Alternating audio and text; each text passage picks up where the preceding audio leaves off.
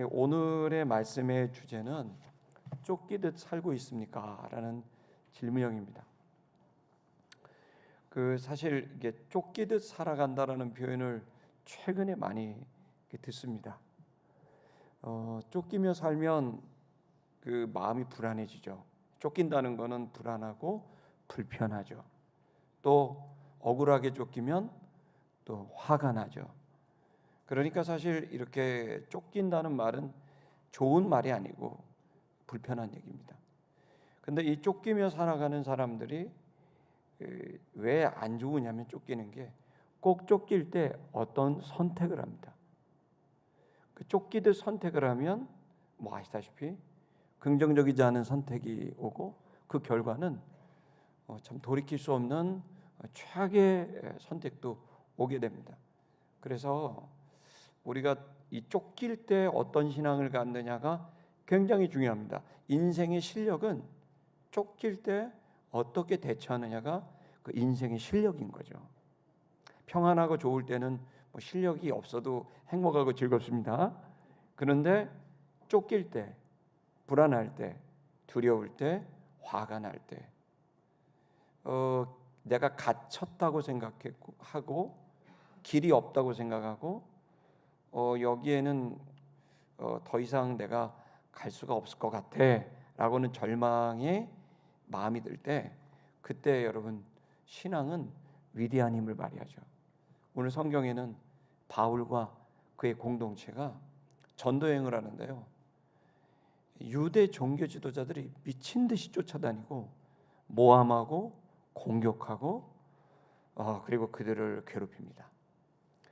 그런데 바울과 그 공동체가 그 쫓기듯 살아가는 선교 현장에서 만약에 그들이 불안감에 사로잡히고 두려움과 분노에 사로잡혔다면 아마도 이 교회는 오늘날에 전수되지 못하고 사멸했을 수도 있죠. 그런데 참 신기하고 놀라운 건, 바울은 그렇게 좀 끔찍한 그런 대적자들의 집요한 공격과 모함과 그 방해에도 흔들리지 않아요. 오히려 평온하고 기쁨이 그리고 자유가 그에게 임해서 그의 선택들은 참 놀랍게도 초대교회를 세우게 했고, 그리고 로마 전체가 주님께로 돌아오게 할 수 있는 탄탄한 기반을 이 바울과 그의 공동체가 세워놓은 겁니다. 그런 면에서 오늘의 주제는, 지금 저와 여러분들에게도 현대 사회를 살고 있는 우리들은 쫓기는 듯한 마음, 압박감을 느낄 때가 있습니다. 그럴 때 우리 마음에 부정적인 마음이 올라오죠. 불안하고 또 두렵고 화가 납니다. 우리는 여기에서 어떻게 자유하고 벗어날 수 있고 통제할 수 있는지, 여러분 바울이 그 공동체가 가지고 있었던 그 방법을 오늘 이 시간 저와 여러분이 취할 수 있는 귀한 시간 되길 축복합니다. 우리 한번 성경을 좀 먼저 보겠습니다. 13절의 말씀을 다 같이 봉독하겠습니다. 13절 읽겠습니다. 시작. 데살로니가에 있는 유대인들은 바울이 하나님의 말씀을 베레아에서도 전하는 줄 알고 거기도 가서 무리를 움직여 소동하게 하거늘, 이렇게 되어 있습니다. 원전 노트를 한번 보시면 더 이 본문이 잘 보입니다. 보시면 데살로니가에 있는 유대인들이라는 게 도치됐습니다. 그러니까 지금 바울과 그의 일행을, 선교팀을 괴롭히는 사람들은 데살로니가에 있었던 사람들입니다. 여러분 데살로니가는 이제 우리 3주 전에 봤던 내용이고요. 이 데살로니가에 있던 유대인들은 자신의 기득권, 종교적인 권한, 그리고 또 어떤 돈, 이런 것들에 의해서 움직이는 사람입니다. 종교를 그런 것에 썼던 아주 위선적인 사람들이죠. 그리고 이 사람들은 사람을 부릴 줄 알았어요. 탐욕을 자극하거나 두렵게 만들면 사람들이 움직인다는 걸 알고 있었던 거죠. 그래서 사람들에게 탐욕을 제시합니다.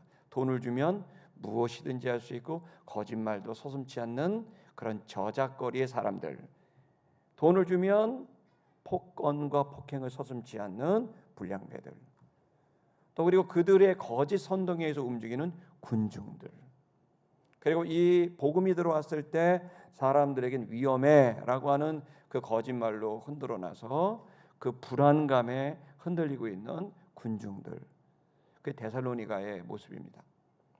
그 사람들은 그 바울과 바울이 전해주고 있는 복음에 대한 진실은 관심 없습니다. 오로지 그들의 관심은 내가 가지고 있는 권한을 뺏길 거냐 얻을 거냐.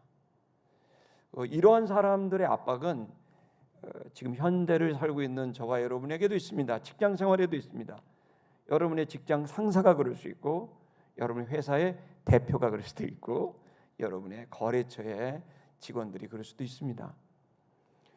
또 그리고 우리의 삶에서도 꼭 그러한 노골적인 그 압박과 공격이 아니더라도 우리의 삶에서 뭔가 모르는 쫓기는 듯한 부정적인 감정들은 우리의 삶에선 늘 있습니다.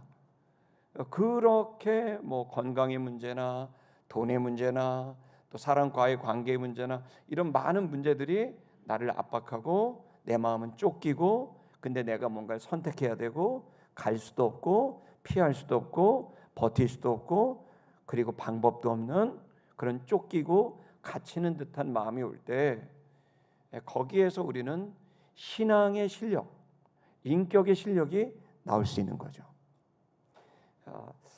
바울은 어떻게 그것을 이겨나갔을까? 그 일행은 좀 더 보시면 이 유대인들이 그 기분 나빴던 건 뭐냐면, 아래 보시면 알게 된 거예요. 뭘 알았냐면 이 말씀을 전하고 있었다, 베레아에서도 또 전하고 있었다라는 게 그들을 기분 나쁘게 했던 거예요. 그리고 이 사람들이 하나님의 말씀을 전하고 바울의 말을 전하고 있었다, 베레아에서도. 여러분, 참 희한한 진실은 하나님 말씀을 사람들을 배려하지 않고 하나님 말씀을 있는 그대로 전하잖아요. 진실을 전하잖아요. 그럼 사람들은 불편해해요. 세상에서 제일 불편한 건 진실이에요. 사실 나도 그래요. 우리도 가장 불편한 건 진실을 대면할 때예요. 여러분, 우리가 왜 화가 나고 불안하고 그러죠? 진실을 대면하면 화가 나고 불안하죠. 여러분, 만약에 여러분이 저한테 이 목사님 얼굴이 왜 이렇게 까매요? 그러면 제가 화낼 수 있어요. 왜냐면 까마니까. 제가 안 까만데 여러분이 목사님 까매요? 그럼 제가요? 그럴 수 있어요. 근데 만약에 제가 까만 것 때문에 힘든데 절 보고 까매요? 그러면 어때요? 기분이 상하죠.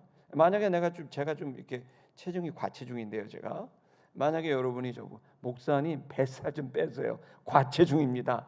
그럼 여러분 제가 어떨까요? 기분 나빠요. 왜요? 과체중이니까. 만약에 제가 체중이 저체중이면 목사님 뱃살 좀 빼세요. 아우 너무 퉁퉁하셔. 그럼 어떻게 할까요? 피식 웃으면서 네 열심히 빼겠습니다. 그러겠죠? 왜 화가 나요? 여러분, 공부 못하는 애한테요, 공부 이렇게 못해 그러면 어때요? 화가 나죠. 왜요? 자기도 알거든요, 공부 못하는 거. 사람은 왜 화가 나냐면요, 진실 때문에 화가 나요. 그걸 자기 양심이 알고 자기가 알아요. 여러분, 왜 복음이 늘 핍박을 받는 줄 아세요? 그건 진실을 말하기 때문이에요. 그 얘기는 우리를 배려하지 않는 복음은 우리를 기분 나쁘게 하고 불편하게 합니다. 그래서 죄송한 말이지만 큰 교회를 하려면 기분 안 나쁘게 해야 됩니다. 그러나 진리를 추구하려면 죄송한데요, 기분 나쁘실 수 있어요. 목사님 나보고 하는 것 같은데, 이렇게. 나를 강단에서 찍어 누르는 것 같은데, 이렇게 얘기하실 수도 있어요. 근데 사실 진실은 저도 불편하고 여러분도 불편하죠. 근데 그 불편함이 개선될 수 있다면 우리들은 가치 있는 삶을 살 수가 있는 거죠. 여러분, 코로나 때 우리는 경험했습니다. 교회가 얼마나, 여러분, 폐쇄된 천주교 성당이 폐쇄된 적이 있나요? 법당이 폐쇄된 적이 있나요? 한 군데도 폐쇄된 법당이나 성당은 없습니다. 교회만 다 폐쇄됐습니다. 교회는 이상하게 미움을 받습니다. 정치 그룹이라고 어떨 때는 공격을 받기도 하고, 어쩔 때는 기득권 집단이라고 공격을 받기도 하고, 불편한 이야기와 평가는 끝도 없습니다. 근데 저는 그 부분에 대해서 자연스러운 일이다. 건강한 교회는 오히려 사람들을 불편하게 할 수 있다. 여기 본문에서 보십시오. 바울이 전했다라고 안 하고요. 바울의 말씀, 표면적으로 볼 땐 바울이 전하는 말씀이었고요. 본질적으로는요, 하나님의 말씀이었어요. 교회 리더십은 목사가 아닙니다. 말씀입니다. 목사도 말씀에 맞추고 성도도 말씀에 맞추는 하나님의 말씀이 목사가 전해야 될 말씀이고, 목사가 전하는 말씀은 하나님의 말씀이어야죠. 근데 목사만일까요? 아니요. 장로가 전하는 말씀도 하나님의 말씀이어야 하고, 집사님이 전하는 말씀도 하나님의 말씀이 되어야 되는 거죠. 결국 교회는 담임 목사의 꿈이나 담임 목사의 계획이 리더십이 아니라 하나님의 말씀이 리더십이 되어야 되는 거죠. 하나님의 말씀이 이 교회의 리더가 되고, 그 말씀 자체이신 예수 그리스도가 이 교회의 리더가 될 수 있는 방법은 우리 모두가 하나님의 말씀을 따라야 하는 거죠. 저는 시티미션 교회, 한국 교회가 불편한 진실을 담은, 불편한 진리를 담은 이 하나님의 말씀이 우리를 불편하게 하고 우리를 괴롭게 하더라도 이 말씀이 우리의 리더가 됐을 때 우리는 안전할 수 있습니다. 자, 말씀을 전하는 바울과 그의 일행은 엄청난 핍박을 받습니다. 그러니까 그 핍박을 받는 방법은 뭡니까? 유대인들이 그것을 알고 베레아까지 쫓아왔습니다. 베레아까지 쫓아와서 뭐랬죠? 그들은 움직였습니다. 무리들을 움직였고 무리들을 소동케 했습니다. 움직였다는 말은 헬라 말로는요, 이 말은 흔들어 놓는다 이런 뜻입니다. 사람들의 생각을 흔들어 놓죠. 정말 바울이 전하는 게 하나님 말씀일까? 이런 식인 거죠. 그들이 정말 정직한 사람들일까? 의심을 불어넣고, 그리고 불신을 불어넣고 그들의 생각을 흔들어 놓는 거죠. 또 어떻게 합니까? 소동케 했다. 이 말은 불안하게 했다는 뜻입니다. 사람들을 불안하게 하죠. 너 그대로 갔다가 네 인생이 괜찮을까? 그들은 이 도시를 아주 위험에 빠뜨리는 사람들이야 라고 모함하고 흔들어 놓고 불안을 자극하는, 그래서 어떻게 해요? 사람들을 움직이죠. 세상이 딱 그래요. 근데 안타깝게도 교회 안에도 그런 식으로 리더십을 발휘하는 사람들도 없지 않습니다. 여러분, 이 시간 저와 여러분이 이러한 아주 엉터리 같은 사람들, 이 사람들이 진실을 불편해하고 그 진실을 제거하고 싶은 사람들, 그 진실이 있는 한 자신들의 실체가 드러나고 자신들이 가지고 있던 기득권을 잃어버릴 수 있다라고 하는 위기의식을 갖고 있는 이 사람들의 압박은 교회 안과 밖에 늘 있습니다. 성도 여러분, 이들의 압박은 진실을 추구하고 진리를 추구하는 사람들한테는 참 어렵고 힘든 일입니다. 여러분, 두 가지가 될 수 있어요. 어쩌면 여러분들이 진리와 진실을 추구해 나가는 그런 사람이 될 수도 있지만, 어쩌면 여러분, 우리가 진리와 진실을 추구하는 사람을 압박하는 사람일 수도 있습니다. 여러분과 제가 오늘 이 시간 이 말씀을 듣고 우리의 감정을 내려놓고 우리가 주님의 말씀을 추구하는 사람들로 한 번 더 우리 자신을 세우는 시간이 되었으면 좋겠습니다. 우리 그 다음 구절 14절을 한번 읽겠습니다. 다 같이 14절 다 같이 봉독하겠습니다. 시작. 형제들이 곧 바울을 보내어 바다까지 가게 하되 실라와 디모데는 아직 거기 머물더라. 15절 읽겠습니다. 시작. 바울을 인도하는 사람들이 그를 데리고 아덴까지 이르러 그에게서 실라와 디모데를 자기에게로 속히 오게 하라는 명령을 받고 떠나니라. 이 본문은요, 세 절로 되어 있지만 헬라어 원문을 보면 이게 하나의 문단으로 독립되어 있어요. 아주 작은 문단이에요. 지난주도 그랬지만. 왜 그럴게요? 여기에 굉장히 중요한 메시지가 담겨 있기 때문에 그런 거거든요. 여러분 보시면 이 쫓길 때, 압박을 당할 때, 모함을 당할 때, 그럴 때 이 초대교회 성도들, 바울과 그의 일행은 어떻게 했을까요? 세 가지 형태로 이제 반응을 보입니다.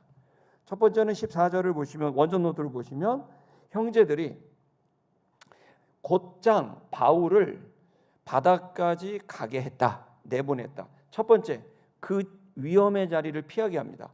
다투게도 안 하고 버티게도 안 하고 바울을 황급히 그 쫓기는 위험한 자리에서 피하게 만듭니다. 보낸 거죠. 첫 번째는 그 위험의 자리, 압박의 자리, 그 모함의 자리를 피하는 거죠. 최근에도 제가 아는 목사님이 아주 세계적인 교회 담임 목사님을 하고 있었는데 5, 6년이 안 돼서 사임하고 그냥 떠났어. 그 다투고 싶지 않은 거죠. 다투면 우리한테 너무 큰 고통입니다. 그냥 떠나면 돼. 그 압박의 자리를 떠나는 사람들이 있죠. 두 번째는 어떠합니까? 바울과 디모데는 어떻게 하죠? 거기 아직 유하더라. 여기 유하더라는 말이 휘포메노인데요. 휘포메네가 되면은 인내가 돼요. 인내는 뭐죠? 견디고 버티는 거예요. 자, 두 번째, 압박의 자리에서 어떻게 해요? 버티고 견딜 수 있어요. 자, 그러면 첫 번째는 바울은 그 압박의 자리를 다투지 않고 피해서 자기 갈 길을 가는 거, 그게 첫 번째. 그리고 실라와 디모데는 계속 그 자리를, 압박의 자리를 버티며 싸우고 견디는 거죠. 두 번째입니다. 15절도 볼까요? 15절에서는요 이렇게 합니다. 사람들이 데리고 아덴까지 데리고가 뭡니까? 아고, 보호해주고 그리고 또 그 지켜주고 그들을 이제 보호해준다, 이런 뜻입니다. 이 말은 이제 세 번째 반응은 뭐죠? 그 압박과 핍박과 그 괴로움을 당하는 사람을, 그 공동체 일원을 지켜주고 손을 잡아주고 안전한 데까지 함께 해주는 공동체성을 발휘하는 사람들이 또 있었다는 거죠. 자, 그럼 여기 해답이 있나요? 여러분들은 아마 이 말씀을 보기 전에 압박이 오고 쫓기게 되면 어떻게 하는가, 그러면 어떤 행동을 기대했을 겁니다. 버텨라, 아니면 피해라, 아니면 손을 잡아줘라. 여러분이 본문에서는요 초대교회 성도들 세 가지 모두 다 그냥 한 거예요. 간 사람도 있고 그 자리에 있는 사람도 있고 그 공동체를 지켜주고 서로 간 사람과 지키는 사람을 연결해 주는 사람도 있어요. 왜 그럴까요? 이들은 진실을 알았기 때문이에요. 뭔지 아세요? 세상에 진실이 여러 개가 있지만 한 가지 여러분도 압니다. 세상의 진실은 여러분이 어디를 가든 뭘 하든 여러분을 압박하는 사람은 항상 있습니다. 여러분이 떠나도 또 있고, 버텨도 또 있고, 위로해도 또 있습니다. 죄송한 말이지만 진실은 이러합니다. 여러분이 어떤 행동을 해도 불편함과 위험은 항상 있습니다. 진리를 추구하고 진실을 추구하는 모든 사람에겐 어디를 가든 그 불편함과 압박과 모함과 공격은 항상 있습니다. 불편한 진실입니다. 그러나 진실입니다. 그러니 그들을 떠나는 것도 답도 아니고, 버티는 것도 최종적 답도 아니고, 위로하는 것도 최종적 답이 아닙니다. 그건 그냥 우리가 할 수 있으면 하면 됩니다. 모든 것은 가능합니다. 그러나 거기에서 정말 중요한 건 이들은 떠나도 그들의 인격 안에, 영혼 가운데, 그들이 버텨도 그들의 영혼 가운데, 그들이 떠난 사람과 그리고 버티는 사람을 연결해서 공동체를 유지하는 보호심을 가져도 그들의 영혼 가운데 아주 중요한 이 모든 쫓기는 듯 살아갈 수밖에 없는 현실에서 그 압박과 모함과 위험을 그 자신의 부정적인 어떤 선택을 하게 하는 불안감으로가 아닌 평안과 기쁨과 자유를 유지하며 그 놀라운 쫓기는 가운데서도 잘못된 선택을 하지 않고 자기에게 주어져 있는 사명을 감당하고 자신의 영혼을 오염시키지 않는 승리를 하는 사람이 나온다는 거예요. 중요한 사실은 떠나는 게 중요한 게 아니라, 버티는 게 중요한 게 아니라, 연결하는 게 중요한 게 아니라 여러분의 영혼이 중요하다는 거죠. 만약에 여러분의 영혼이 되지 않으면 떠나도 또다시 그 이상의 사람들, 그런 사람을 만나면 또다시 여러분은 압박감을 느낄 겁니다. 여러분이 버텨도 여러분의 영혼이 건강하지 않으면 그 압박감 속에 여러분은 계속 고통을 경험할 겁니다. 이 시간 여러분, 여기에 해답은 바울과 바울의 일행이 이렇게 말도 되지 않는 엉터리 같은 유대 종교 지도자들의 압박과 모함에서도 어떻게 일치 흔들림도 없이 성공적인 그야말로 위대한 사명을 감당했고 아름다운 사명을 계속 지켜나갈 수 있게 됐느냐? 그것은 바로 그들의 내면이 가지고 있었던 태도 때문입니다. 그게 뭘까요? 우리는 이 본문 안에서 그 답을 유추해낼 수 있습니다. 그것은 이들이 정작 두려워했었던 건 유대 종교 지도자들이나 그들이 들고 있는 돌멩이와 그들이 들고 있는 칼과 그들이 갖고 있는 권력이 아니었습니다. 바울과 실라는 그들과 그들이 쳐놓은 이 압박스러운 이 일이 그들이 두려워한 대상이 아니라 그들은 또 다른 걸 두려워하고 있었던 겁니다. 그들은 더 두려운 게 있었던 겁니다. 그래서 이 유대인의 두려움이 그렇게 큰 두려움으로 오지 않았고 그 유대인들의 압박이 그렇게 큰 두려움으로 오지 않았던 거예요. 더 큰 두려움을 갖고 있었기 때문에 이 유대인들이 하는 두려움은 두려운 게 아니에요. 더 큰 두려운 게 있는 거예요. 여러분 예를 들어 여기에 강아지가 있고 호랑이가 있으면 여러분 개 보고 놀라겠습니까? 호랑이 보고 놀라겠습니까? 여러분 그 순간 개는 아무것도 아닙니다. 호랑이 앞에 기겁을 하죠.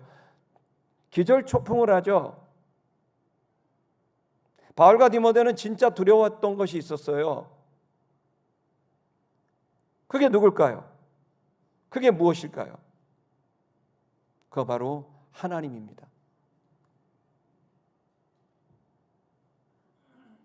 바울과 디모데는 유대인보다 훨씬 더 두려운 분이 있다는 걸 알았어요. 그거 바로 하나님이에요.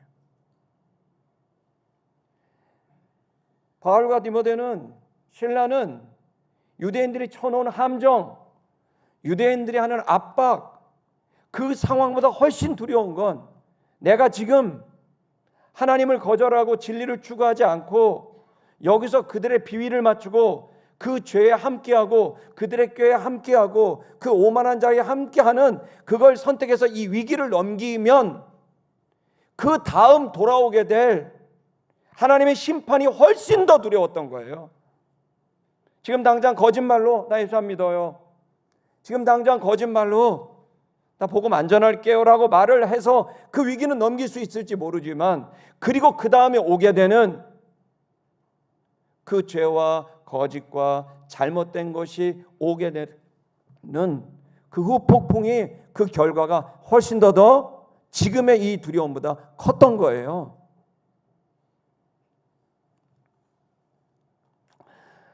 여러분 이 시간 우리는 지금 우리가 가져야 될 이제 바울과 그의 일행으로부터 오게 되는 그들이 왜 이렇게 엄청난 압박에서도 그들은 끝까지 그 길을 그 평온과 기쁨과 자유를 갖고 당당하게 해낼 수 있었을까? 그들이 할 수 있었던 그 존재의 방식, 존재의 모습은 어떠했는가? 그 첫 번째는 그들은 이 세상을 두려워하지 않고 하나님을 두려워했고 이 지금 당장 처해져 있는 그 자존심과 이 모멸감과 수치심과 아픔을 두려워하기보단 내가 하나님을 버리고 거짓과 타협하고 그리고 또 이 순간 내가 주님을 거절한 그 다음에 오게 될 그 죄의 값에 대해서 두려워했었던 겁니다.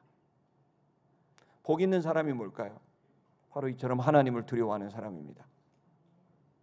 시편 1편에 뭐라고 말했냐면 복 있는 사람은 악인들의 꾀를 쫓지 않는다. 왜 악인들의 꾀를 쫓지 않습니까? 악인들의 꾀, 그들과 함께 꾀를 부리면 그들과 함께 성과를 얻어냅니다.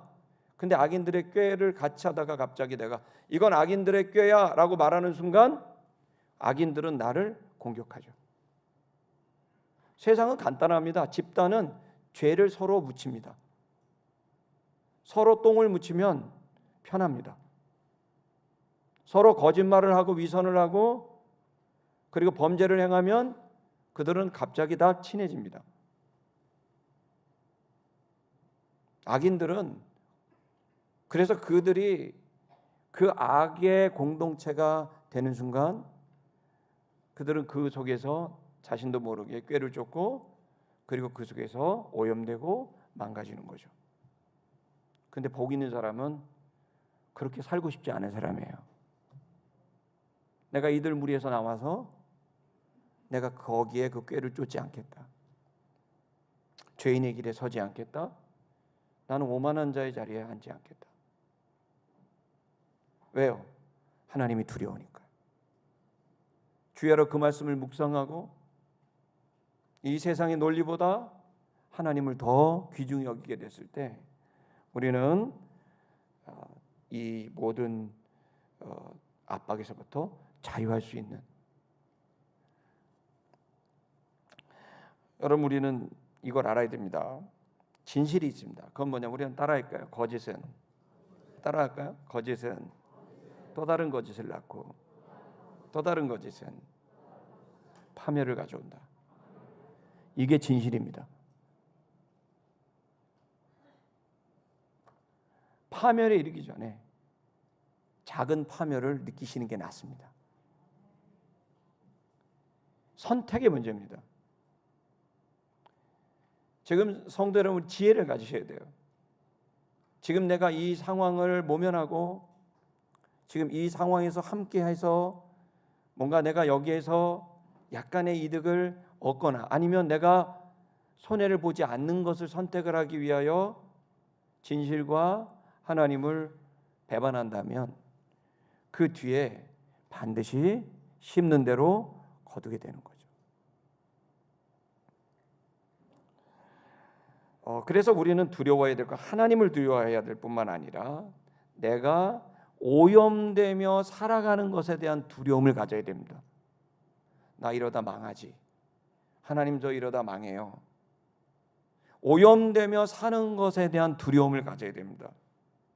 그리고 오염됨으로 인해서 하나님 뜻과 반대되는 일을 통하여 내가 행했을 때 그 결과가 내게 올 거라는 두려움을 가지시기를 주의 이름으로 축복합니다. 내가 궁지에 몰리더라도 나는 진실대로 살아갈 거야. 죄는 반드시 주님은 다 보고 계시고 알고 계시고 선악간에 판단하시고 선을 행하는 자에게 복을 주시고 악을 행하는 자에겐 벌을 주신다. 내가 살 유일한 길은 부끄러워하며 회개하고 주님의 보혈의 은총으로 용서함을 받는 길밖에 없다.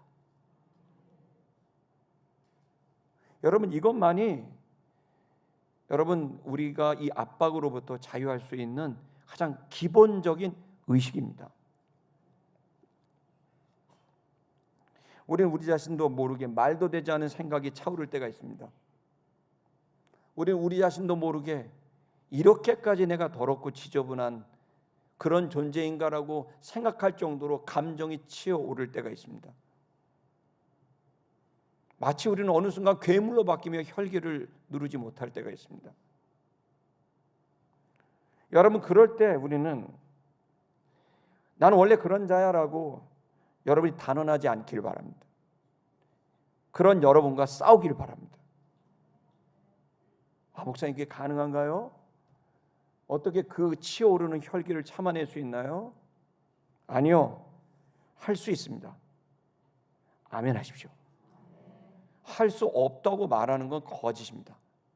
저는 한 사람들을 많이 봤습니다. 엄청난 혈기를 갖고 있고 엄청난 분노를 갖고 있고 그리고 또 엄청난 성장 과정 속의 결핍으로 인한 성적인 아주 변태적인 성욕을 가지고 있는 자기 자신을 대면한, 그러나 그 자기 자신을 대면하고서 그 죄책감과 수치심 속에서 부끄러워하며 동시에 자기 자신을 하나님 앞에 내걸고 주님의 도우심을 구하며 그 순간순간 깨어있기로 결정하는, 그 싸워서 나는 정말 하나님을 두려워하고 그리고 내가 거짓을 추구했을 때 오게 될 그것을 두려워하고 그리고 내가 오염되는 것을 두려워하는 이런 의식을 갖고 그들의 삶에서 계속해서 전진하고 전진해 나가는, 거룩해 나가는 사람들을 많이 봤습니다. 여러분, 이 시간 우리는 그 순간 두려워하는 마음이 들게 되길 주의 이름으로 축복합니다. 그 두려움에서 우리는 하나의 아주 고질적인 그 질병이 하나 있습니다. 그건 뭐냐면 나는 어쩔 수 없는 존재야 라는 자기를 그 피해자라고 생각하는 겁니다. 내가 이렇게 하는 건 아빠를 잘못 만나서야.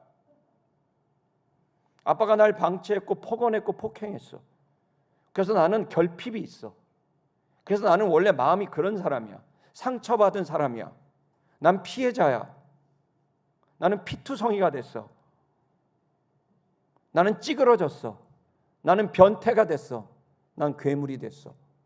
이 이유는 내가 만든 게 아니라 난 피해자야.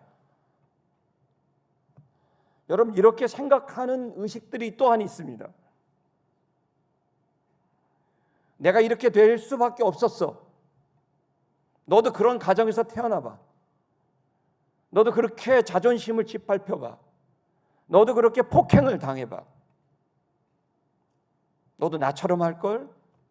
그러면서 우리 자신을 아주 심각한 피해자고 그리고 나 자신을 희생자라고 생각하는 의식이 있습니다. 그래서 적지 않은 신앙인들은 그렇게 자기 자신에 대한 연민, 자기 자신에 대한 그 평가를 통해서 난 이 일을 할 수 있는 자야라고 하는 틈을 열어주는 거죠. 저는 이 시간 여러분에게 도전합니다. 그것에 대하여 이해하지 못하는 것은 아닙니다. 그러나 여러분, 만약에 여러분이 그런 생각을 가지고 있어요. 저도 그런 생각을 가져왔던 사람 중에 하나입니다. 아마 대부분은 정도의 차이가 있을 뿐이지 그런 내가 피해자야, 나는 희생자야라는 생각을 가지고 있을 수 있습니다. 근데 여러분, 그것이 여러분의 핑계거리가 될 수 없는 것은 저와 여러분 예수 그리스도로 인하여 이전에 여러분들 피해받았고 희생받았던 여러분들은 그리스도와 함께 십자가에 못 박혀 죽었다는 사실을 믿음으로 선언하시기 바랍니다. 그것이 거듭난 다시 태어난 겁니다. 여러분의 과거는 없습니다. 아멘 하십시오. 여러분의 상처받았던 과거는 없습니다.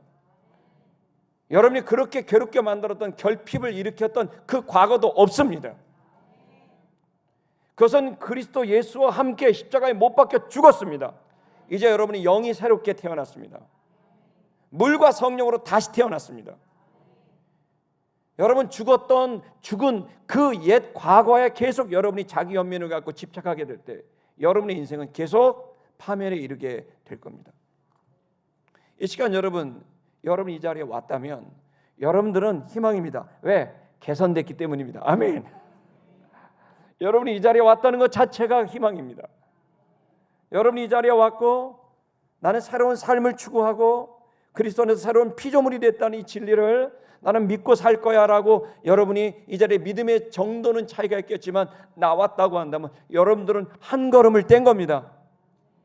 왜냐하면 이제 여러분의 인생을 신에게 걸고 예수님에게 걸고 하나님에게 걸고 이제 나 혼자 살았던 삶이 아니라 예수님에게 걸고 그 예수님이 나를 견인해 가시는, 주님이 나를 이끌어 가시는, 나는 망가진 차야, 그래 맞아, 난 희생자야, 난 피해자야, 근데 나는 망가졌어, 내 배터리는 다 했어, 나는 88 고속도로에 섰어, 나는 어디도 갈 수가 없어, 나는 조롱받는 처지야. 그러나 여러분, 예수 그리스도가 여러분을 견인해 가서 나는 피해자가 맞아, 나는 엉터리야, 난 죄인이야 라고 하지만 예수 그리스도에게 나를 걸고 예수여 나를 이끄소서, 예수여 이 망가진 나를 이끄소서, 당신과 함께라면 나에겐 희망이 있습니다. 여러분, 이 믿음의 고백을 가지고 여러분이 왔다고 저는 생각합니다. 그렇다면 여러분 이걸 믿으셔야 합니다. 저도 여러분도 똑같이 희생자요, 피해자요, 망가진 자입니다.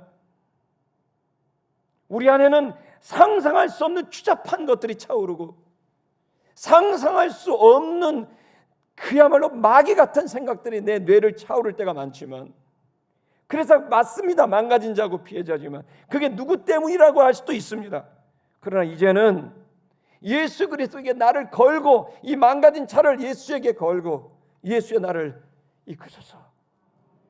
여러분, 이 믿음이 여러분들을 회복시킬 것이고, 여러분들의 망가진 부품들을 하나하나 다 떼서 다 주의 보혈로 씻고 성령으로 기름칠을 해서 새로운 존재로, 하나님의 아들로 여러분들을 부활시킬 겁니다. 여러분, 우리는 압박을 당합니다. 그럴 때 여러분이 하나님의 아들됨으로 선택할 거냐, 아니면 피해자인 나로 선택할 거냐? 저는 여러분에게 도전합니다. 나는 하나님의 아들이다. 우리 한번 고백할게요. 나는 망가졌지만, 나는 엉터리지만, 나는 피해자지만, 나는 이제 새로운 피조물이다. 나는 예수님이 이끄시는 하나님의 아들이다. 아멘. 이것은 저의 간증입니다. 저는 끔찍할 정도로 치어오르는 분노 속에 살았고, 상상할 수 없는 생각이 머릿속에 차오르고, 불안을 넘어 폭풍 같은 감정에 치어올라 뿜어내는 욕설과 폭언과 폭행을 했던 죄인입니다. 누구 때문이라고 말을 하고 무엇 때문이라고 말을 했지만 그러나 헛소리였습니다. 그리스도 예수 안에서 그분이 나를 새롭게 망가진 나를 이끌어 주셨고, 저는 변화되고 있고 주님을 닮아가고 있고 저는 완성될 것입니다. 이것은 저의 간증일 뿐만 아니라 여러분의 간증이기도 합니다. 그러므로 여러분이 이 상황에서 해야 될 일은 하나님을 두려워하셔야 되고, 그 하나님의 자녀로서 내가 하나님의 자녀답지 못하게 했을 때 오게 되는 그 문제들을 여러분이 두려워할 수 있기를 바랍니다. 여러분, 제가 저희 딸이 있습니다. 저도 아주 성공적으로 제가 잘했던 부분을 여러분과 잠깐 나누려고 합니다. 실패한 얘기하면 또 여러분이 담임 목사 너무 실망이다 이럴까 봐 제가 잘했던 부분을 오늘 좀 간증하려고 합니다. 다른 게 아니고 저희 둘째 딸이 있는데, 이 아이가 이제 태어날 때, 임신했을 때 저는 임신 중독에 걸렸었습니다. 그러니까 3달에서 4달을 넘어갈 때 구진성 임신 중독이라 그래 갖고 온몸의 피부가 이렇게 다 이렇게 진물이 나는, 욥이 걸렸던 병일 가능성이 높습니다. 근데 그 병으로 얼마나 심각했냐면은 얼굴 요만큼만 빼고 머릿속에서부터 머리가 다 빠지고 고름이 뚝뚝 떨어지는 거예요. 10m 바깥에서도 고름 냄새가 나요. 피고름 냄새가. 가재로 온몸을 붙였는데도 지혈이 안 되고, 그 원인이 뭐냐면은 태아 때문인데, 가장 제 처가 그 약했던 부분이 피부였어요. 아토피가. 근데 그게 이제 그렇게 되면서 너무 끔찍한 피부염에 걸린 거예요. 근데 의사는 약을 써야 되는데 바르는 약밖에 못 써요. 왜냐하면 태아가 있으니까. 피부약은 가장 세죠. 고약합니다. 그러니까 피부약을 투입하면 태아는 무조건 손상되는 거예요. 그러니까 주사도 못 맞고 약도 못 먹고 바르기만 하는데 진정이 안 되는 거예요. 이제 의사가 저를 찾아왔어요. 선생님, 아내가 위험합니다. 약을 써야 합니다. 그런데 지금 태아가 있습니다. 낙태를 하셔야 합니다. 이게 다음 주가 되면 4달로 넘어가면 할 수가 없습니다. 지금도 늦었습니다. 그런 권면을 들었어요. 주변에서는 전부 낙태를 하라고 했고, 그리고 제 처는 울기만 했어요. 저는 쫓겼어요. 이번 주 내로 내가 이걸 결정을 하지 않으면, 오늘 내로 결정을 하지 않으면 둘 모두 잃을 수도 있고, 그런 압박감이 저한테 왔어요. 제 마음이 불안했고 힘들었습니다. 그때 제가 했었던 첫 번째 일은 하나님을 두려워함으로 하나님을 찾았어요. 제가 잘한 일이에요. 그날 제가 했었던 것은 의사도 찾았고 훌륭한 주변의 분들도 가족도 있지만 내가 이 문제의 답을 찾을 수 있는 길은 하나님밖에 없겠구나라는 생각을 한 거죠. 그래서 금식을 하고 그날 오후부터 금식을 하고 저녁에 제가 그때 당시 등촌제일교회를 섬기고 있었는데 그 옛날 예배당에 가서 식음을 전폐하고 기도를 했어요. 하나님. 근데 응답이 없어요. 정말 어쩜. 그래서 예배를 드리고 경배와 찬양을 드리고 성경을 읽고 잠언을 읽고 지혜가 필요하니까 전도서를 읽고 그러면서 해도 어떤 감동도 감흥도 없는 거예요. 11시가 되고 12시가 되고 1시가 되고 2시가 됐는데 몸이 지쳐서 제가 잠든 것 같아요. 근데 갑자기 새벽녘에 여러분 정말 놀라운 일이 벌어졌어요. 저한테 환상이 하나 보인 거예요. 그것은 제 처의 자궁이었어요. 새카맸고 이렇게 빛이 마치 무대에 있는 스포트라이트처럼 비추고 있는데 거기에 거꾸로 매달려 있는 태아가 보인 거예요. 그가 제 처에 있는 그걸 보더니 걔가 거꾸로 박쥐처럼 거꾸로 매달려 있는데 갑자기 이러다가 걔가 이러면서 그 태아가 돌아섰는데 저하고 눈이 마주쳤어요. 그래서 제가 그걸 보면서 갑자기 꿈에서 눈물이 나요. 그래서 내가 걔한테 내가 널 끝까지 지켜줄게 라는 얘기를 하려고 했는데 꿈이 딱 깬 거예요. 어제 일같이 저한테는 너무 급박했던 시간이에요. 그래서 새벽에 와서 새벽 예배를 하고 와서 의사한테 얘기를 했어요. 의사한테 얘기하기 전에 저한테 여보 어제 이런 일이 있었어. 우리 나가자. 이 아이를 지켜야 돼. 할 수 있겠어? 아내가 가요. 그래서 고름이 뚝뚝 떨어지는데 간호사한테 빨리 붕대를 감아달라고 하고 지혈제를 뿌려달라고 하고 그리고 차를 타고 여성병원을 찾아 나섰어요. 뭐 미즈메디 뭐 이런 데도 가고 여성 유명하다는 병원을 새벽부터 다녔는데 다들 난색이에요. 낙태해야 된다. 마지막 간 데가 오후에 갔는데 오후 한 3시쯤 됐는데 을지로에 있는 그 제일병원이라는 데가 있어요. 여성들 병원이. 거기를 딱 갔는데 거기 여자 의사가 딱 보더니 놀래요. 다 놀래요. 너무 심각하고 끔찍했어요. 얼굴을 정말 알아보기 어려울 정도로 끔찍한 그런 상태가 되니까 놀래면서 하더니 갑자기 이분이 있는 거예요. 나는 못 고치는데 나 우리 선생님 한 분 있는데 잠깐만 계시라고. 그러더니 전화를 하는 거예요. 봤더니 세브란스 계신 선생님이에요. 전화해서 선생님 환자가 이런 환자가 있는데 그걸 보내드려도 될까요? 그래서 보내라 그랬나 봐요. 그러더니 빨리 뭐 써주고 갈 테니까 세브란스 가보라고. 세브란스 우리 집 앞이었는데 그때 당시 돌고 세브란스까지 갔고 세브란스를 오후 한 4시 좀 넘어서 도착을 했더니 뭐 급하다고 하니까 먼저 이렇게 할애를 해줘가지고 진찰을 받으러 갔더니 그 선생님 딱 보더니 아이고 큰일 났네. 그러더니 어떻게 해? 빨리 피 검사 뭐 검사. 아니 검사를 왜 이렇게 하는 거야? 또 검사를 하래. 그냥 검사를 딱 하더니 선생님이 하는 말이 다음 주에 오래. 아이 급해 죽겠는데. 그러더니 요만한 플라스틱으로 이렇게 되는 약을 하나 조절해 갖고 타가라 그래 갖고 그걸 봤는데 그 약을 주더니 이거 바르고 급하면 오시고 응급실에 오시고 그냥 다음 주에 봅시다. 이러면 아니 시큰둥한 거예요. 그래갖고 알았습니다. 그래도 약을 주니까 얼마 좋아요. 그 약을 줘가지고 다음 주까지 난 못 기다리는데. 근데 마음의 결정을 하고 약을 발랐는데 웬일이에요. 바르더니 저녁 11시쯤 되니까 굳네요. 하루가 지나고 이틀이 지고 3일 만에 모든 게 다 딱지가 앉았어요. 도대체 이 약은 뭔가? 신비의 명약인가? 그래가지고 이제 찾아갔더니 일주일 만에 갔더니 아니 신수가 환해진 거예요. 그러더니 아이가 이제 그래서 제가 물어봤어요. 이게 무슨 약인가 그랬더니 아토피 약이에요.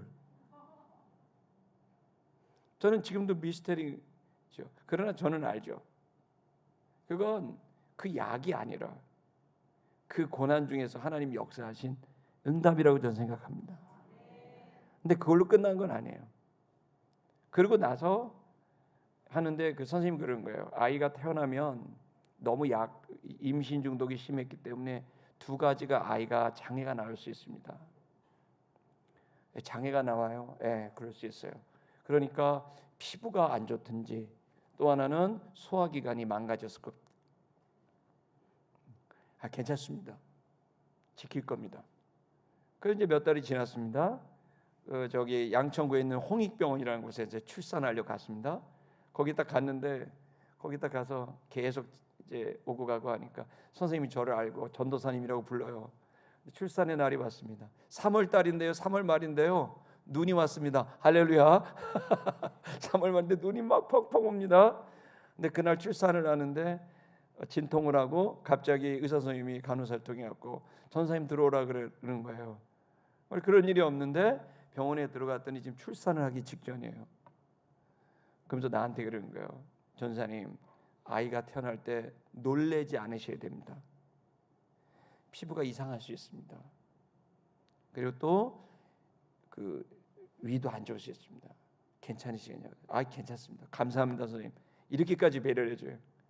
딱 태어났는데 웬걸요? 뽀얀 거예요. 애가 뽀얗게 태어났어요. 더 놀라운 건 뭐예요? 딸이에요. 그 전에 사람들이 전부 아들이라 그랬어요. 이렇게 옛날에는 성별을 안 알려주잖아요. 그런데 뭐가 달렸네 이렇게 한 거예요. 그러니까 이제 아들인 줄 알고 저희 처는 다 파란색 옷을 준비했는데 나 보니까 딸인 거예요. 근데 제가 계속 딸이다. 그러니까 아내가 자꾸 그러지 마라. 여기 뭐 달렸댔잖냐. 그래서 제가 그랬죠. 막판 뒤집기가 있다. 무조건 딸이다. 그래서 농담하는 진짜 딸이 된 거예요. 저만 유일하게 그 얘기를 한 거죠. 왜냐면 전 본 거예요. 근데 딸이 낳았는데 뽀얀 줄 알았어요. 근데 자세히 보니까 너무 감격스러워서 나는 얼룩송아지 생각하다가 너무 뿌옇게 나오니까 너무 좋다 생각했는데 딱 나와서 보니까 곳곳에 약간 이불에 오줌 싸면 이렇게 얼룩얼룩 지잖아요. 그런 것처럼 큰 덩이 피부의 톤이 다른 데가 얼룩얼룩한 거예요. 아이가. 그리고 뭘 먹이면 자꾸 설사라고 위가 정상이 아닌 거예요. 아이가 이게 잘한 거예요. 아이가 계속 그래요. 나 왜 이렇게 이상하게 생겼어? 점이 많아. 뭐 왜 피부가 까매? 난 왜 얼룩거려? 애가 자꾸 의기소침하는 거예요. 친구들하고 떡볶이를 못 먹어요. 체하니까. 튀긴 걸 못 먹어요. 체하니까. 그러면 체하면 열이 나요. 열이 나면 못 가요, 학교를. 어린이집도 못 가요. 울어요. 한도 끝도 없이 울어요. 그 아이가 너무 아픈 거예요. 근데 이 아이가 계속 되는데 그때 제가 어느 순간 딱 될 때 얘기해 줬어요. 민주야, 애가 이제 먹고 싶은 게 많은데 친구들이랑 너는 먹을 수 있는 것과 먹을 수 없는 게 있어. 너는 먹을 수 없는 걸 먹으면 그 뒤에 계속 아파. 위험해질 수도 있어. 그래서 너는 먹을 수 있는 음식과 먹을 수 없는 음식이 있는데 너는 결정해야 돼. 네가 너무 먹고 싶어도 안 먹어야 돼. 그래야 네가 다시 개선될 수 있어. 막 울어. 아빠 아니지? 막 울어. 피부가 얼룩얼룩한 거예요.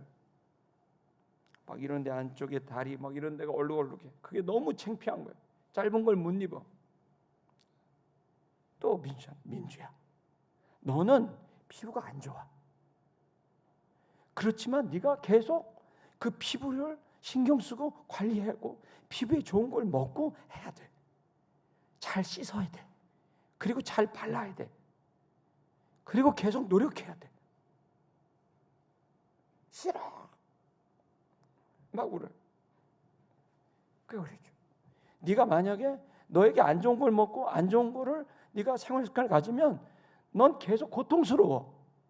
하지만 민주야, 네가 여기서 먹지 말아야 될 것을 안 먹고 네가 이거 먹어야 될 것을 먹는다면 넌 좋아질 거야. 그러면서 제가 걔한테 그랬어요. 넌 송혜교를 닮았어. 당시에 송혜교면 다 통했습니다. 물론 실제로는 그렇게 안 생겼습니다. 항상 제가 이쁘다. 저희 처는 공주님, 우리 공주 민주 공주 그러면서 부르고 그러면서. 여러분, 저는 이 과정을 통해서 여러분들에게 이 말씀 전하는 거예요. 첫째는 우리를 압박하는 상황이 됐을 때, 첫째는 하나님 앞에 가서 나의 이 압박의 마음, 이 두려움의 마음을 주님께 맡기고, 주님, 제가 당신의 아들인데 주님, 제가 두려움 속에 허둥대지 않고 감정에 따라 결정하지 않고 제가 가겠습니다 라고 기도하시길 축복합니다. 두 번째는 여러분들이 두려워할 줄 알아야 됩니다. 하지 말아야 될 거, 먹지 말아야 될 걸 먹으면 반드시 탈이 납니다. 그래서 먹지 말아야 될 건 안 먹어야 됩니다. 그 순간 분위기에 취해서 내 어떤 것에 쫓겨서 내가 먹게 되면 꼭 탈이 납니다. 성도 여러분, 그래서 탈이 나는 것, 그것 때문에라도 어떻게 해요? 먹지 말아야 합니다. 지금 내가 하는 이 거짓말, 사람들을 우리가 숨길 수 있다고 생각하죠? 여러분, 사람을 속일 수 있다고 생각하십니까? 아닙니다. 다 압니다. 생각보다 다 압니다. 아빠의 부적절한 행동 다 알고 있습니다.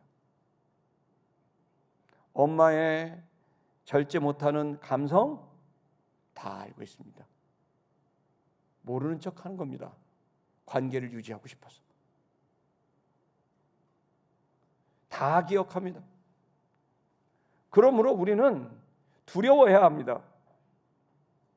이걸 개선하지 않으면, 하지 않아야 될 걸 하지 않아야 되는 이 결정을 하지 않으면 나는 점점 외로워질 것이고, 나는 점점 영향력이 없어질 것이고, 나는 점점 위선적이 될 것이고, 나는 어려워지게 될 거예요.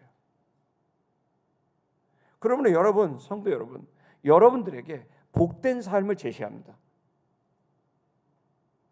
제가 지난주에 황춘래 권사님이라고, 오늘 안 오셨지만 황춘래 권사님 신방을 갔습니다. 그분은 투석을 일주일에 3번 받는 할머니입니다. 근데 그 황춘래 권사님한테 갔더니, 가도 과일을 딱 내왔는데 신방 끝나고 절대 안 먹어요. 왜? 이 투석을 받는 사람은 아무 과일이나 먹으면 안 돼요. 물도 많이 마시면 안 돼요. 왜냐하면 신장이 거의 기능이 없기 때문에. 근데 오랜만에 갔는데 너무 목소리가 저보다 더 좋아지신 거예요. 쩌렁쩌렁하신 거예요. 우리는 진실을 압니다. 하지 말아야 될 거라면 꼭 탈이 난다는 걸. 해야만 하는 걸 하면 꼭 좋은 일이 있다는 걸. 그리고 세 번째 우리가 해야 될 일은, 우리가 이처럼 왜 두려움이 오고 쫓기는가? 그것은 늘 내 마음에 준비가 덜 됐다는 걸 내 자신이 알기 때문이죠. 영적으로는 하나님과의 관계가 불명확하다는 걸 알게 되고, 내 의식적으로는 내가 지금 계속 타협하고 있다는 걸 알기 때문에 두려운 거죠. 난 벌 받는 걸지도 몰라라는 죄책감과 공포가 오기도 합니다. 그러나 여러분, 이 모든 것을 우리가 넘어섰다고 한다면 세 번째가 필요합니다.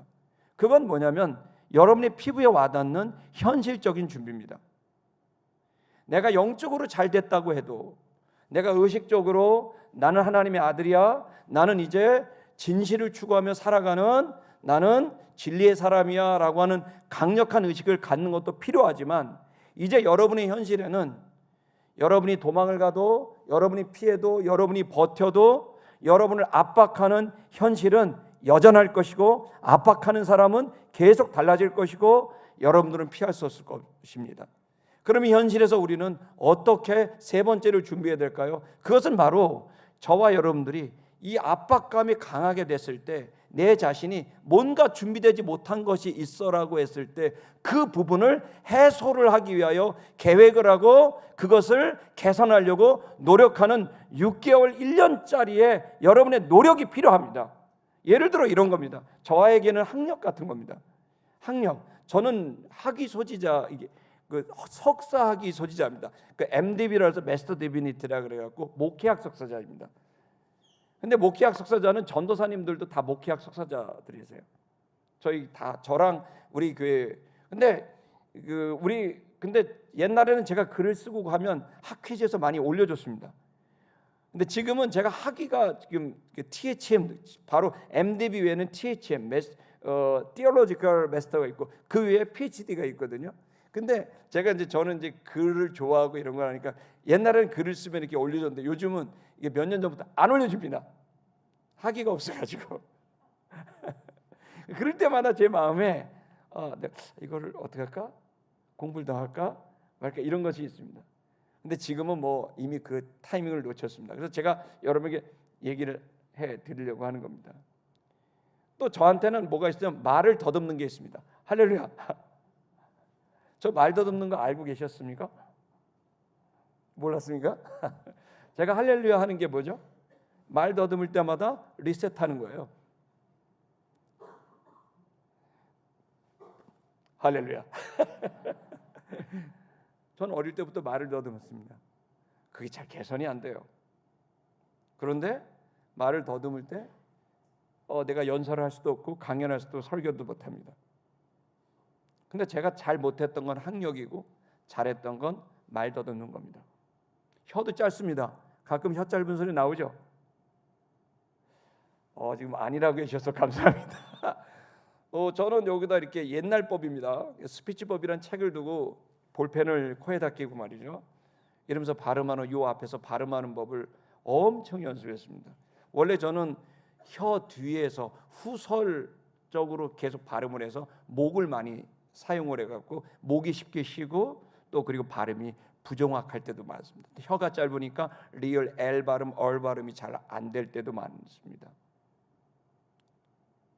그리고 말을 더듬습니다. 이렇게 제가 말을 더듬습니다. 이게 더듬는 겁니다. 그런데요, 이게 제 안에 계속 지금도 노력합니다. 거울을 보고 하나님이 세상을 제 이 앞에서 혀를 내려고 하나님이 세상을 이처럼 사랑하사 독생자를 주셨으니 혀를 계속 앞쪽에서 굴리려고 노력을 합니다. 무슨 얘기를 하는 거냐면요, 왜 우리가 압박감이 올까요? 여러분은 50년, 100년을 더 사실 겁니다. 여러분의 미래를 생각하셔야 됩니다. 저는 여러분이 생명과 풍성함을 누리게 되길 축복합니다. 영적인 부분 하나님과의 관계 너무 중요합니다. 내 자신의 의식은 진짜 중요합니다. 그러나 그만큼 중요한 것은 여러분이 현실을 살면서 부족한 부분이 있다라고 생각하는 바로 그 부분에 대해서 여러분들은 놓치시면 안 됩니다. 왜냐하면 하나님의 영광을 드러내고 여러분의 삶을 통해서 많은 사람들을 살려낼 수 있는 역량, 기술, 기능을 여러분들은 갖추셔야 됩니다. 그걸 내버려 두고 깔고 앉아 있고 그리고 계속 지내요. 어떻게 잘 되겠지, 뭔가 되겠지, 하나님과의 관계가 없어도 뭐 잘 될 거야, 내가 그렇게 의식을 분명하고 날카롭게 하지 않아도 될 거야, 뭐 좋은 게 좋은 거야라고 짐작하죠. 내가 이렇게 준비 안 하고 뭐 이렇게 살다 보면 잘 되겠지. 아니요, 성도 여러분, 바울과 그의 일행들은 철저하게 살았습니다. 이렇게 되면 스트레스가 되지 않겠냐? 아니요. 그것은 여러분의 삶을 좀 더 그리스도 예수를 닮게 하는 영적인 성장과 그리고 여러분의 의식을 더 단단히 높은 의식을 갖게 하는, 느끼는 것과 생각하는 그 정도를 높이는 높은 수준으로 여러분을 올릴 뿐만 아니라 실제로 현실 속에서 여러분이 세상과 접하게 되는 그 기술과 그 지식과 그 능력들을 더 날카롭게 함으로 인해서 하나님의 살아계심과 그리고 하나님의 그 믿음직한 것들을 여러분의 인격과 삶을 통해 증언할 수 있는 발판이 될 수가 있는 겁니다. 그러므로 여러분 철저하게 돈도 관리하셔야 되고 철저하게 여러분의 건강도 관리하셔야 됩니다. 여러분의 지식도 관리하셔야 됩니다. 성경을 읽으시고 책을 읽으셔야 됩니다. 글도 쓰셔야 됩니다. 시도 쓰셔야 됩니다. 여러분의 생각과 여러분의 영혼과 육을 다 그리스도 예수를 통한 새로운 삶으로, 하나님의 아들의 삶으로 여러분을 계속 성장시키고 신장시키시는 노력을 하셔야 됩니다. 그러면 여러분 덜 쫓깁니다. 그러면 여러분 쫓기는 상황에서도 당당할 수 있습니다. 영적으로, 정신적으로, 현실적으로 여러분은 당당해질 수 있습니다. 여러분의 남은 시간들이 깁니다. 저는 여러분이 그렇게 자신을 단련하고 세워나가서 어떠한 쫓김에도 평온과 기쁨과 자유를 누리는 여러분 삶이 되길 주의 이름으로 축복합니다. 찬양하겠습니다.